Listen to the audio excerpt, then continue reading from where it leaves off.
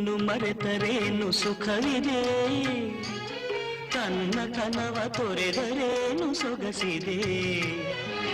ನಿನ್ನ ನೀನು ಮರೆತರೇನು ಸುಖವಿದೆ, തന്ന കനവ തൊരെതരെ. കന്നഡ സിനിമയ്ക്ക് മാത്രം അഭിമാനിക്കാൻ വടക്കൻ പറവൂരിൽ നിന്നൊരു നടി ഉണ്ടെന്നറിയാവുന്ന മലയാളികൾ ചുരുക്കം. 3 പതിറ്റാണ്ടായി കന്നഡ പ്രേക്ഷകർക്ക് മാത്രം സുപരിചിതയായ നടി ജയലക്ഷ്മി. 70കളുടെ തുടക്കം മുതൽ 1983 വരെ ജയലക്ഷ്മി 50ഓളം ചിത്രങ്ങളിൽ നായികയായിരുന്നു. ಹಾಡುವುದನ್ನು ಕೋಗಿಲೆಯೂ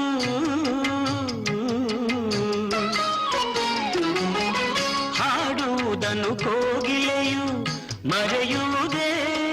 തെന്നിന്ത്യയിൽ സൂപ്പർ ഹിറ്റായ ഈച്ചയടക്കം 200ഓളം ചിത്രങ്ങളിൽ അഭിനയിച്ചു. 2 തവണ കർണാടക സർക്കാരിന്റെ സംസ്ഥാന അവാർഡ് നേടി. പൂന ഫിലിം ഇൻസ്റ്റിറ്റ്യൂട്ടിലെ പഠനം കഴിഞ്ഞ് അഭിനയ രംഗത്തേക്കെത്തിയ ജയലക്ഷ്മിക്ക് മലയാളികൾ അറിയാത്ത ഒരു ചരിത്രമുണ്ട്. പ്രേം നസീർ നായകനായ ആദ്യ കഥ, ദർശനം എന്നീ ചിത്രങ്ങളിലൂടെയായിരുന്നു അഭിനയ തുടക്കം.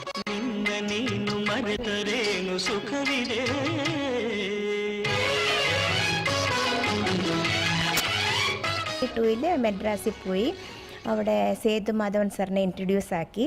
അവിടെ ആദ്യം എന്നെ എടുക്കാൻ പോയത് പണി തീരാത്ത വീട് പിക്ചറിൻ്റെ ഒരു ആ ക്യാരക്ടറിനാണ്.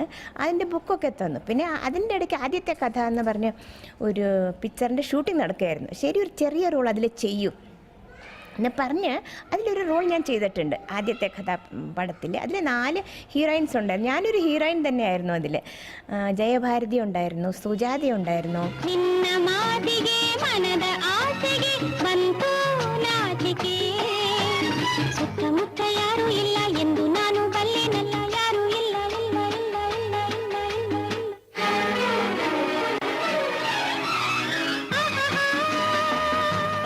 പിന്നീട് കന്നഡ സിനിമയിലെ നായികയായി മാറിയെങ്കിലും മലയാളം അവസരം നൽകാത്തതിലെ വിഷമം അവർ പങ്കുവയ്ക്കുന്നു. മലയാള സിനിമയിൽ അഭിനയിക്കണമെന്ന മോഹം ജയലക്ഷ്മിക്ക് ബാക്കിയാണ്.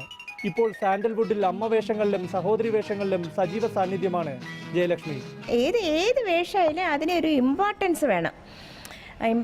ആ പിക്ചർ വന്ന് റിലീസായി കഴിഞ്ഞാൽ ഇത് ആരാണെന്ന് ചോദിക്കും. എന്താണെന്ന് വെച്ചാൽ ആർക്കും എന്നെ അറിഞ്ഞൂടല്ലോ അപ്പോൾ മലയാളത്തിൽ. അപ്പോൾ അത് വന്നിട്ട് ഇത് ആരാണെന്ന് ചോദിക്കണം വേണം. വന്ന് പോയി അറിയാത്ത വേഷം എനിക്ക് ചെയ്യാൻ ഇഷ്ടമില്ല.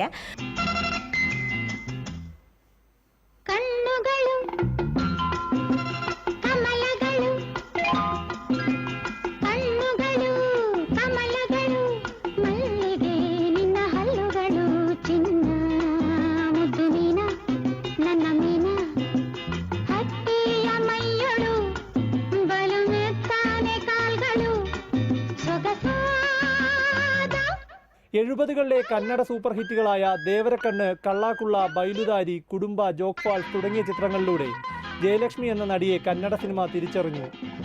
വിഷ്ണുവർദ്ധൻ, അംബരീഷ്, അനന്തനാഗ്, ശ്രീനാഥ് തുടങ്ങിയ മെഗാസ്റ്റാറുകളുടെയും നായികയായി.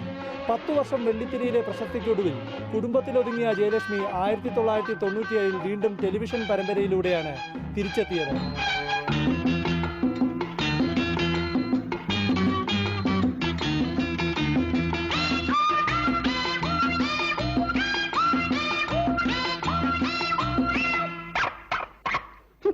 പ്രശാന്ത് കൃഷ്ണ, മാതൃഭൂമി ന്യൂസ്, ബാംഗ്ലൂർ.